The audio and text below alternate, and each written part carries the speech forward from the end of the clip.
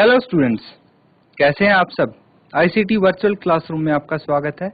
मैं विकास। आज हम क्लास 11th का मैथ्स करेंगे बच्चों, और इसमें चैप्टर हमारा सेट्स चल रहा है।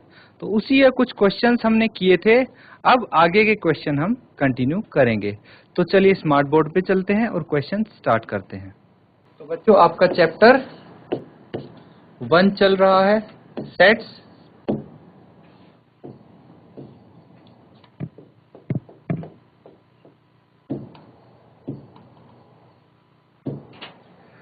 आपके सामने क्वेश्चन है, बाईं ओर रोस्टर रूप में लिखित और दाईं ओर समुच्चय निर्माण रूप में वर्णित समुच्चयों का सही मिलान कीजिए। ये देखिए, अभी तक आपने क्या किया था कि आपको समुच्चय निर्माण रूप में दिए गए थे सेट, तो आप उनको रोस्टर रूप में बदल रहे थे, या फिर ऐसे क्वेश्चन भी आपने किए हैं जो कि रोस्टर रूप में दिए गए हैं और उनको आप समुच्चय निर्माण रूप में बदल रहे थे।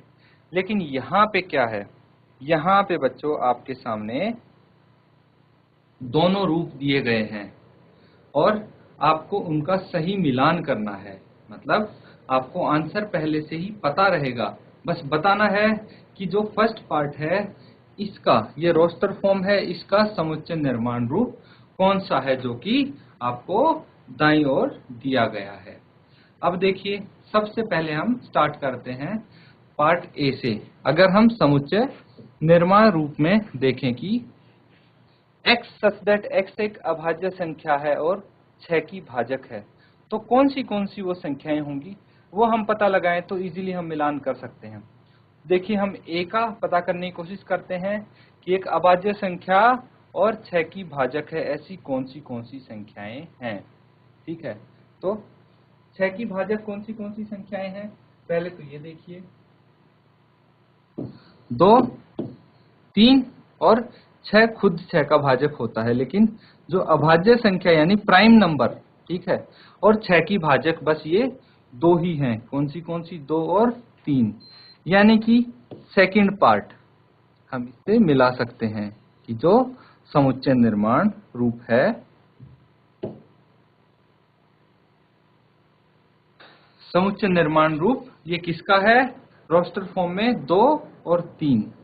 अब इसी तरह बच्चों बाकी क्वेश्चंस भी हम करेंगे।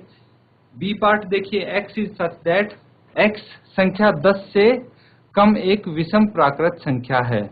तो 10 से कम विषम प्राकृत संख्या, ये आप कर चुके हैं बच्चों की विषम प्राकृत संख्या कौन सी होती है, 1, 3, 5, 7 और 9। तो ये भी आपको आसानी से यहाँ पे पता लगने वाला है कि फोर्थ होगा बी का। मैं यहाँ पे लिखते चलता हूं कि जो सेकंड है उसको हमने ए से मिला दिया है, फिर उसके बाद जो फोर्थ है उसको हमने बी से मिला दिया है।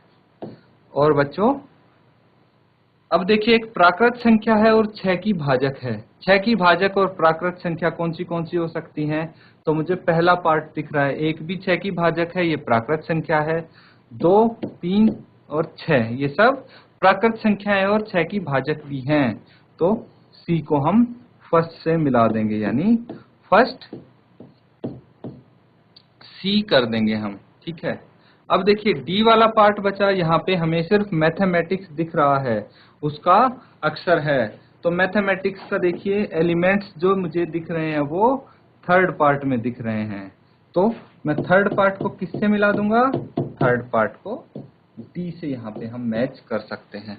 तो इस तरह से अगर आपको पता है कि समुच्चय निर्माण रूप से आप रोस्टर फॉर्म में कैसे करेंगे, या फिर रोस्टर फॉर्म से आप समुच्चय निर्माण रूप में कैसे आप चेंज करेंगे, तो आप इजीली इन क्वेश्चंस को कर सकते हैं। अगले क्वेश्चन की तरफ बच्चों देखिए, यहाँ पे हमारी ये एक्सरसाइज खत्म होती है। कौन सी एक्सरसाइज थी, 1.1 एक्सरसाइज थी। तो ये एक्सरसाइज हम यहीं पे खत्म करते हैं। अब बच्चों अगले टॉपिक की तरफ बढ़ते हैं हम। तो नेक्स्ट टॉपिक आपके सामने आएगा, वो आएगा बच्चों एम्प्टी सेट। क्या आएगा बच्चों, वो आएगा एम्प्टी सेट।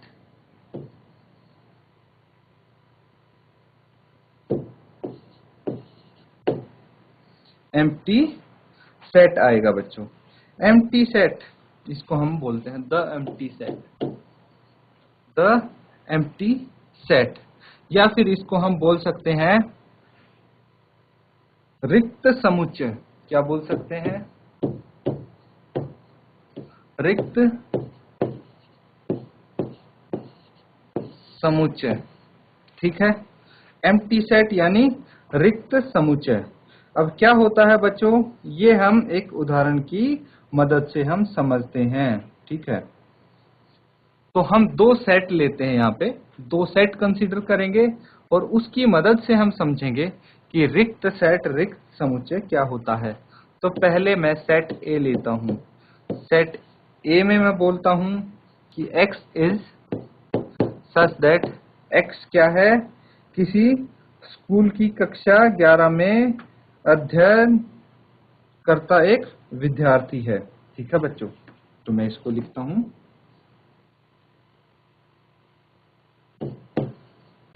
किसी स्कूल की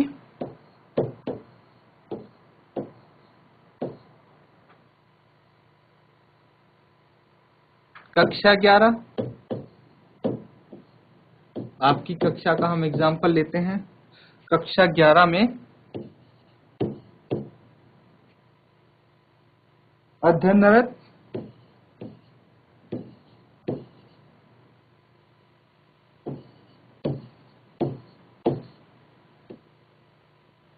करता एक विद्यार्थी है।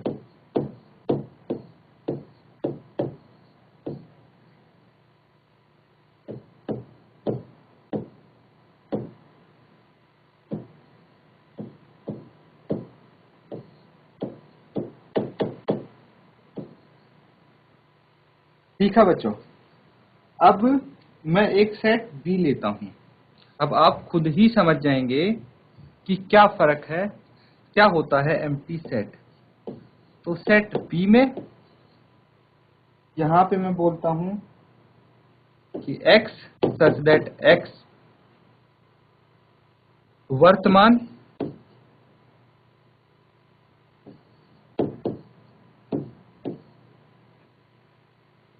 में कक्षा 10 तथा कक्षा 11 दोनों में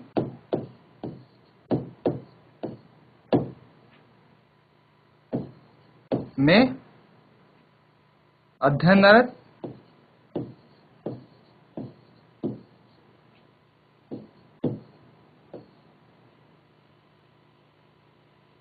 विद्यार्थी है।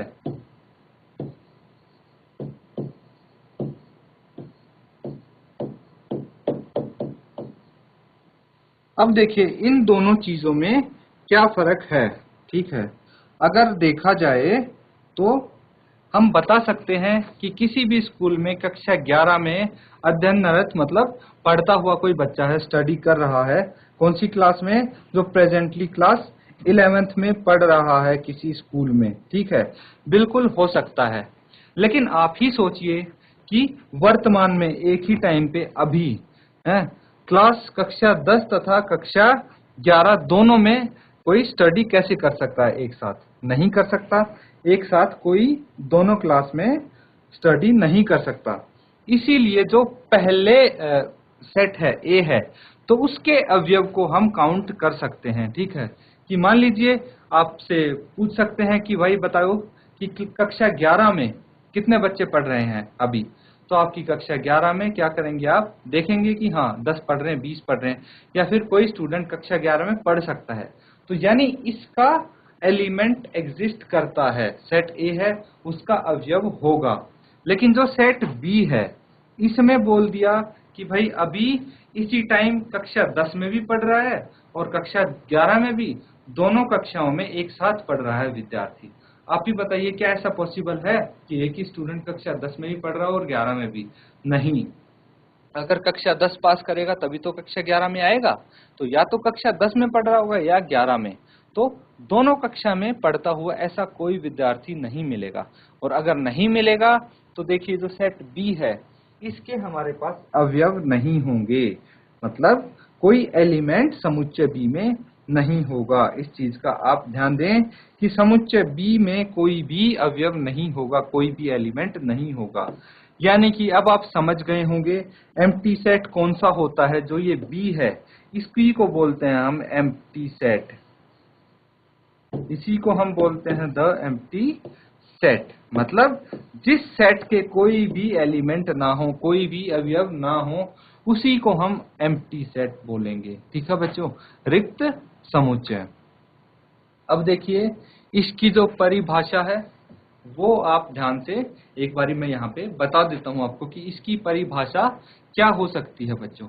एक समुच्चय जिसमें एक भी अवयव नहीं होता, वही हमने अभी डिस्कस किया कि कोई समुच्चय जिसमें एक भी अवयव नहीं होगा रिक्त समुच्चय या शून्य समुच्चय कहलाता है। क्या बोलते हैं बच्चों इसको शून्य समुच्चय भी बोलते हैं, शून्य समुच्चय भी बोलते हैं। रिक्त समुच्चय या फिर शून्य समुच्चय कहलाता है। कौन सा, फिर से मैं बता रहा हूं, जिस समुच्चय में कोई भी अवयव नहीं होगा उसे रिक्त समुच्चय या शून्य समुच्चय कहलाता है। इस परिभाषा के अनुसार बी एक रिक्त समुच्चय है जबकि ए एक रिक्त समुच्चय नहीं है।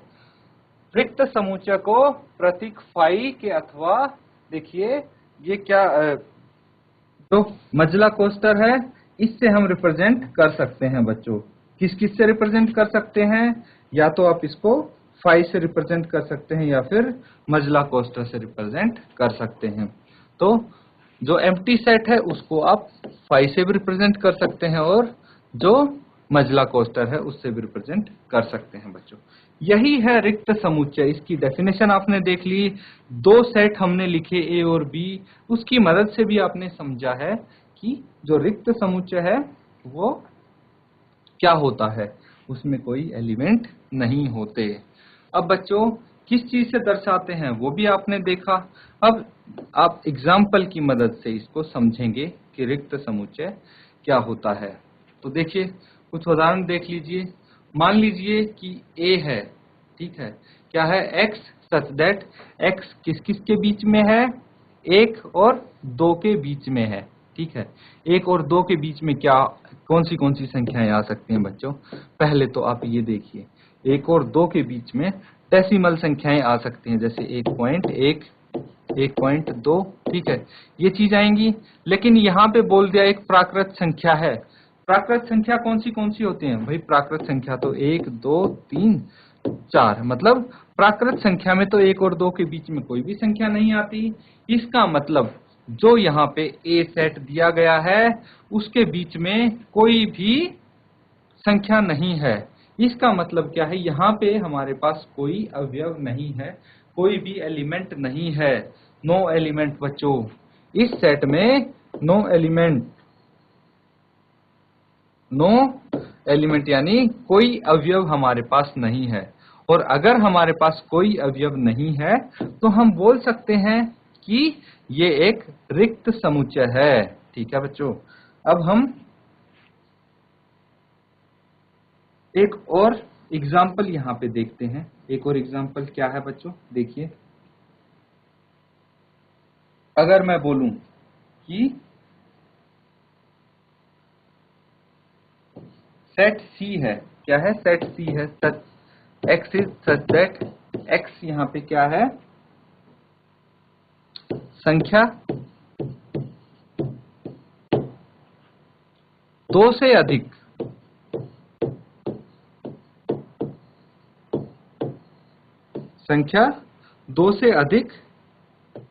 एक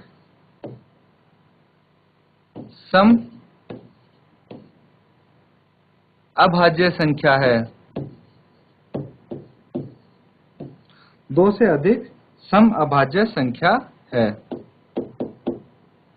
तो आप बताइए क्या यह रिक्त समुच्चय है या नहीं है, क्यों, कारण के साथ आप बताइए। यहां पे हमने पहले ही लिख दिया कि दो से अधिक, मतलब दो क्या है, सिर्फ एक दो ही ऐसी अभाज्य संख्या है जो कि सम है, इवन है, ठीक है, इवन प्राइम नंबर सिर्फ दो ही है। दो से बड़ा कोई भी प्राइम नंबर है वो सम नहीं होगा, इवन नहीं होगा। तो इसीलिए दो से अधिक एक सम अभाज्य संख्या हो ही नहीं सकती, और जब दो से अधिक एक सम अभाज्य संख्या नहीं हो सकती तो ये एलिमेंट हमारे पास क्या है बच्चों, ये रिक्त समुच्चय है। तो रिक्त समुच्चय को हम ऐसे दर्शा सकते हैं, बिल्कुल दर्शा सकते हैं। तो इसी को बच्चे हम बोलेंगे रिक्त समुच्चय, ठीक है। अब आगे की तरफ बढ़ते हैं हम। अब देखिए बच्चों, एक और चीज आती है, टॉपिक आता है हमारे पास परिमित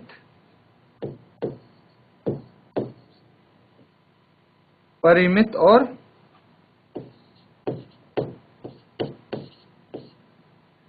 परिमित और अपरिमित समुच्चय।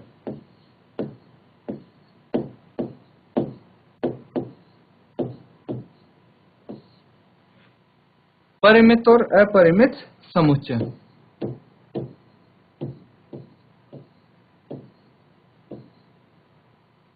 तो क्या बोलेंगे बच्चों इनको, हम इनको बोलेंगे finite and infinite sets.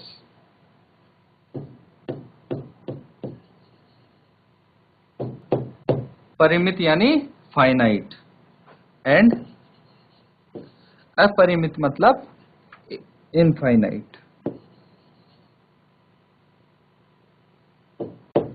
Finite and infinite sets इनको हम बोलेंगे, ठीक है। अब फाइनाइट यानी जिसके अवयव निश्चित हों उसे हम क्या बोलेंगे, फाइनाइट या फिर परिमित समुच्चय। और जिनके अवयव निश्चित ना हों उनको हम बोलेंगे इनफाइनाइट। ये बच्चों आप कुछ एग्जाम्पल से हम समझ सकते हैं, कुछ एग्जाम्पल लेके देखते हैं हम। जैसे कि सबसे पहला उदाहरण देखिए आप, ये एक समुच्चय है, मैंने लिखा इसमें 1 2 3 4 5, या फिर आप बोल सकते हैं 5 तक नेचुरल नंबर, प्राकृत संख्या। तो 5 तक प्राकृत संख्या क्या है, फाइनाइट सेट है। क्यों, क्योंकि इसके जो अवयव हैं वो क्या है, निश्चित हैं। कितने हैं, 5 ही अवयव तो हैं, हम गिन सकते हैं इनको, इसीलिए ये फाइनाइट सेट हो जाता है। क्या हो जाता है बच्चों, फाइनाइट सेट यानी परिमित समुच्चय। अगला एग्जाम्पल देखते हैं हम। अगर मैं बोलूं A B C D E F बस, तो ये क्या है बच्चों, ये भी एक फाइनाइट समुच्चय है। फाइनाइट क्या है, सेट है या फिर परिमित समुच्चय है। क्यों, क्योंकि इसके भी अवयव क्या हैं, निश्चित अवयव हैं। तो इनको हम गिन सकते हैं। देख लीजिए कितने अवयव हैं, 1 2 3 4 5 6, 6 अवयव हैं। तो ये भी फाइनाइट सेट हो गया। अब बच्चों अगर मैं लिखता हूं C एक सेट है, X क्या है, इस विश्व में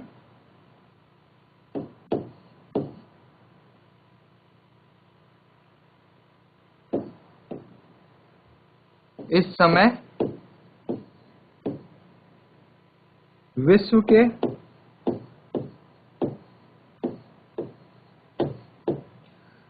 के विभिन्न भागों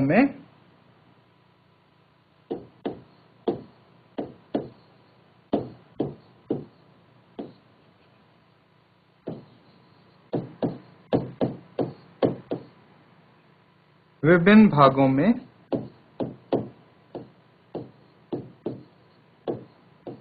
रहने वाले पुरुष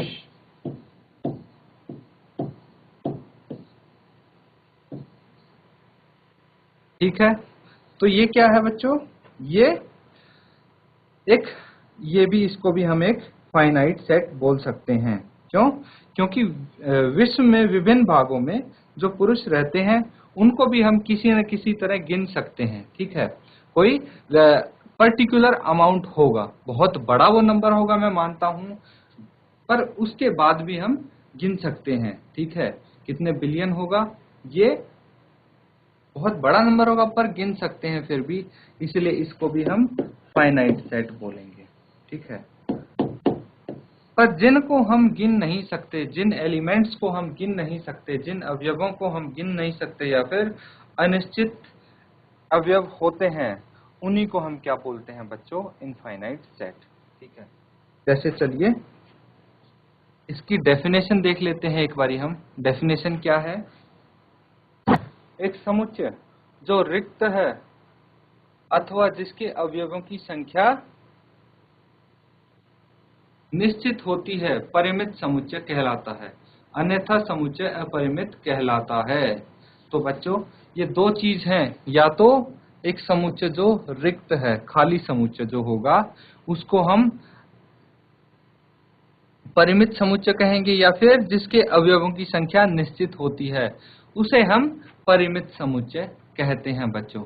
तो दो चीज हैं आपको परिमित समुच्चय में ध्यान रखनी है कि उसके एलिमेंट्स एक निश्चित उनकी संख्या होनी चाहिए, या फिर वो रिक्त समुच्चय हो। उसके अलावा जो भी समुच्चय होंगे उनको हम अपरिमित समुच्चय कहेंगे, बोलेंगे। ठीक है बच्चों, अब देखिए एग्जाम्पल्स हैं कुछ, इनके बारे में हम इन पे चर्चा करके देखते हैं। ठीक है, तो जैसे पहला एग्जाम्पल है, ये आपको कहता है कि यदि W सप्ताह के दिनों का समुच्चय है तो W परिमित है।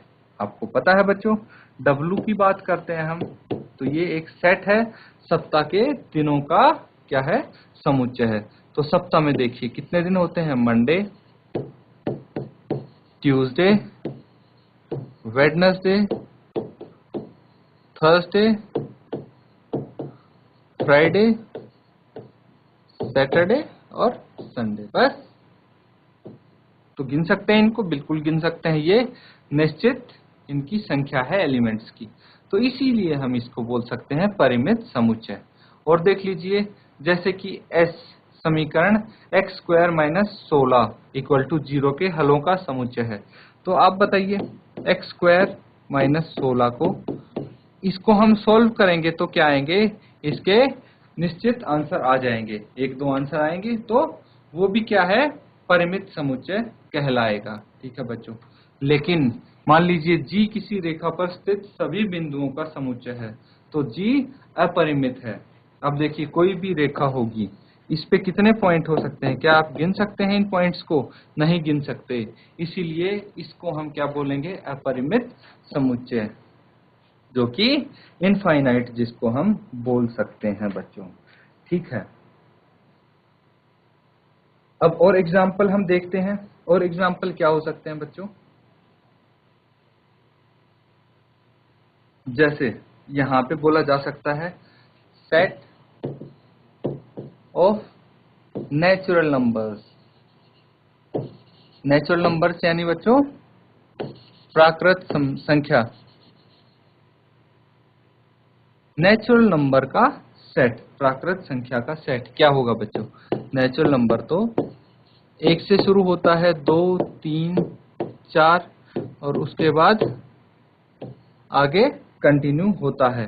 तो इसको हम 3 डॉट से दर्शा देते हैं, 3 डॉट से हम दर्शा देते हैं कि ये समुच्चय क्या है, ये इनफाइनाइट समुच्चय है, अपरिमित समुच्चय है, क्योंकि इसके एलिमेंट की जो हमारे पास अवयव हैं उनकी संख्या निश्चित नहीं है। ठीक है बच्चों, अब देखिए कि इसकी एक परिभाषा भी आपके सामने आएगी। तो ये परिभाषा देखिए आप,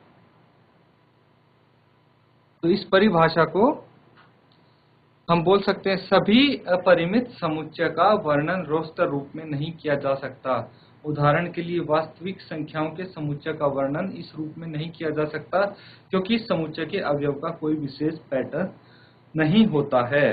तो रोस्टर फॉर्म में जो जितने भी हमारे एलिमेंट्स हैं सबको हम रोस्टर रूप में नहीं लिख सकते, यही आपको यहाँ पे बताने की कोशिश की गई है।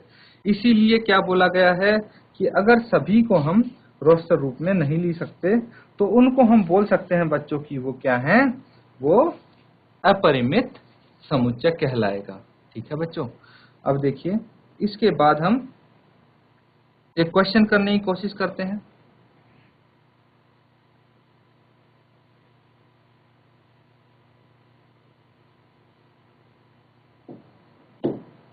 तो इसमें बच्चों सिर्फ हम बेसिक करेंगे। अभी तक देखिए परिमित और अपरिमित के बारे में हम जान रहे थे, इसी के आधार पे एक क्वेश्चन करते हैं।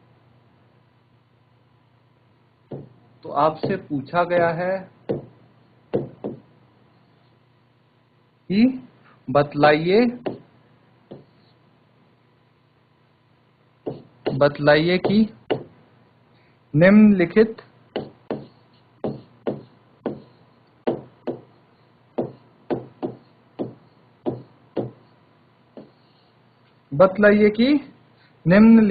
समुच्चयों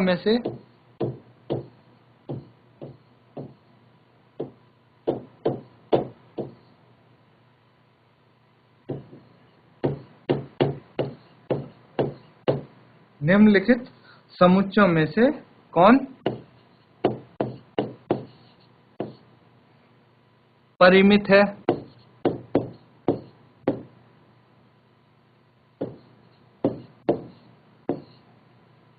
और कौन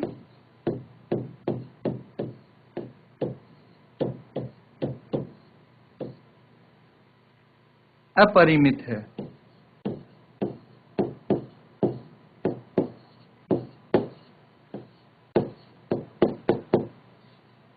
तो बच्चों आपको कुछ सेट्स दिए जाएंगे, कुछ समुच्चय दिए जाएंगे और उसमें से आपको बताना है कि कौन तो परिमित है और कौन से अपरिमित हैं। अब पहले क्वेश्चन की हम यहाँ पे बात कर लेते हैं। तो पहला क्वेश्चन देखिए, x is such that x natural number है यानी प्राकृत संख्या है और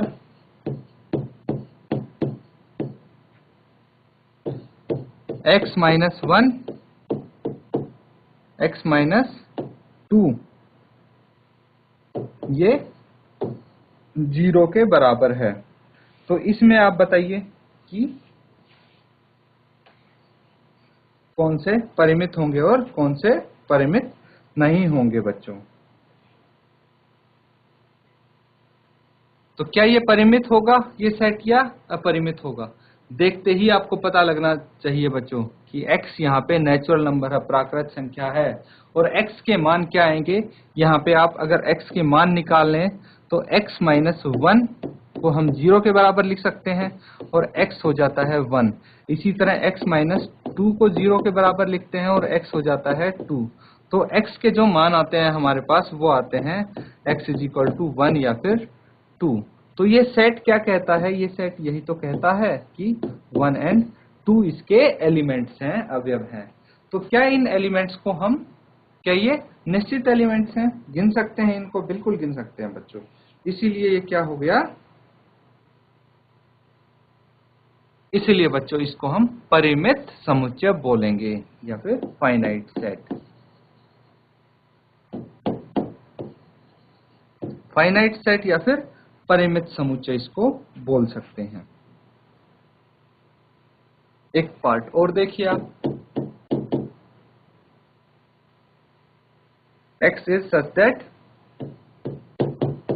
x belongs to natural number. क्या है बच्चों? x नेचुरल नंबर है और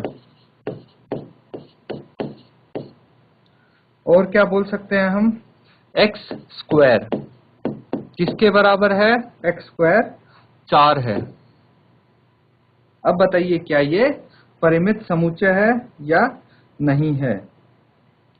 तो देखिए x की वैल्यू निकालते हैं हम सबसे पहले, तो पता लग जाएगा आपको कि ये परिमित समुच्चय है या नहीं है। तो चलिए, x स्क्वायर अगर 4 है तो x कितना होगा, दोनों तरफ वर्गमूल कर देते हैं हम। तो 4 का वर्गमूल कितना आएगा, हम 4 का भी वर्गमूल कर देते हैं। और x स्क्वायर का वर्गमूल कितना होता है, x होता है। तो x कितना आ गया, एक तो +2 आ गया और एक -2 आ गया, यानी 4 का वर्गमूल +2 और -2 होता है। तो इसके एलिमेंट्स कौन से आ गए बच्चों, 2 और -2। अब देखिए बच्चों, यहाँ पे ध्यान देने वाली बात ये है कि हमारे पास यहाँ पे गिवन वो हैं, सेट्स हैं। कौन से, एक तो गिवन एलिमेंट है, एक तो -2 है और एक 2 है। हालांकि आप देख सकते हैं x एक नेचुरल नंबर है, यानी -2 नेचुरल नंबर में नहीं आता है, -2 प्राकृत संख्या में नहीं आता है, ऋणात्मक संख्या हो गई ये। इसीलिए हमारे पास सेट में 2 बचता है सिर्फ, ठीक है। लेकिन इसका जो एलिमेंट है वो तो निश्चित है, वो तो फाइनाइट है बच्चों, वो फाइनाइट है। तो इसको हम बोल सकते हैं कि ये क्या है, ये एक फाइनाइट सेट है। इस तरह से आप पता लगाएंगे। तो बच्चों, आज के लिए बस हम इतना ही करेंगे। जो भी हमने यहाँ पे प्रैक्टिस किया है उसको एक बार दोबारा जरूर दोहराना है आपको। और हमने काफी नई चीजें भी सीखी हैं, तो इनको अच्छे से आप एक बार रिवाइज जरूर करें। इसी के साथ आज का लेक्चर हम खत्म करते हैं। Thank you and have a nice day.